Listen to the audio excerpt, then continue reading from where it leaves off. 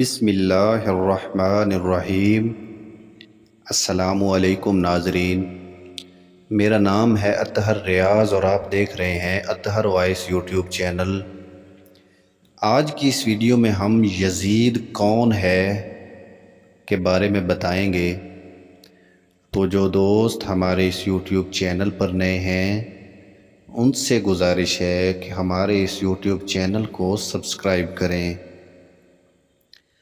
یزید 25 ہجری میں حضرت سیدنا عثمان غنی رضی اللہ تعالیٰ عنہ کے دور خلافت میں دمشق میں پیدا ہوا۔ اس کی ماں کا نام میسون تھا جو قبیلہ بنو کلب کے سردار عبدل بن عنیف کی بیٹی تھی۔ یزید نے اپنا ننیال میں پرورش پائی اور وہ اول درجے کا شرابی تھا۔ اس کا قبیلہ حجاز کی سرحد پر ایک صحرا میں آباد تھا جو ناچ گانے کا بہت دل دادا تھا۔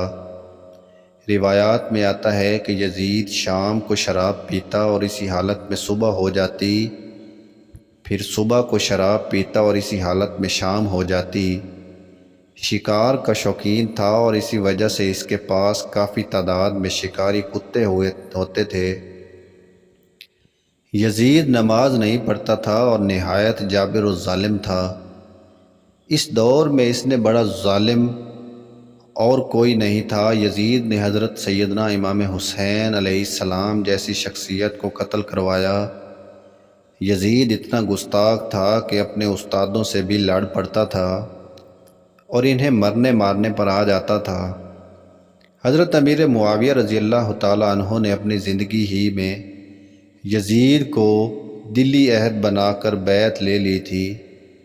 جن 5 لوگوں نے یزید کی بیعت نہیں کی تھی ان میں حضرت سیدنا امام حسین علیہ السلام بھی شامل تھے۔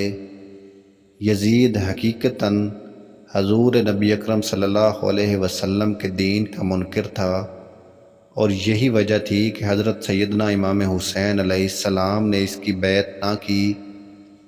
امیر معاویہ نے 60 ہجری میں وصال فرمایا۔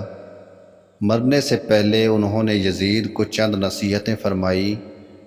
ان میں سے ایک نصیحت یہ تھی کہ عراق کے لوگ حضرت سیدنا امام حسین علیہ السلام کو ضرور تمہارے مقابلے پر کھڑا کریں گے۔ اگر ایسا ہو تو نرمی اور درگزر سے پیش آنا۔ وہ حضور نبی اکرم صلی اللہ علیہ وسلم کے نواسے ہیں۔ جب حضرت امیر معاویہ رضی اللہ تعالیٰ عنہ کے وصال کے بعد یزید تخت پر بیٹھا تو تخت پر بیٹھتے ہی اس نے مدینہ کے گورنر ولید بن عقبہ کو ایک خط لکھا، اپنے باپ کے انتقال کی خبر دی اور ساتھ یہ بھی کہا کہ جتنی جلدی ہو سکے تم حضرت سیدنا امام حسین علیہ السلام اور ابن زبیر رضی اللہ تعالیٰ عنہ سے بیعت لے لو۔ ولید بن عقبہ بہت شریف انسان تھا، وہ لڑائی جھگڑے کو پسند نہیں کرتا تھا۔ اس کے دل میں اہل بیت کا بہت احترام تھا۔ چنانچہ ولید بن عقبہ نے مروان بن الحم کو مشورے کے ساتھ بلایا۔ اگرچہ مروان بن الحم بھی پرے درجے کا بدنیت، بد زبان، بد کردار اور مکار تھا، مگر اس وقت ولید بن عقبہ کو ایسے بندے کی ضرورت تھی جو اسے کوئی مشورہ دے سکے۔ چنانچہ مروان نے کہا کہ حضرت سیدنا امام حسین علیہ السلام اور ابن زبیر رضی اللہ تعالیٰ عنہ کو یہاں بلا کر بیعت کا مطالبہ کرو۔ اگر وہ مانیں تو معاذ اللہ ان کی گردنیں اڑا دو۔ اس پر ولید نے کہا کہ ایسا قدم اٹھانا کیا ضروری ہے؟ اس پر مروان نے کہا بہت ہی ضروری ہے، اگر تم نے ایسا کام نہ کیا تو پھر یہ تمہاری گردن اڑا دیں گے۔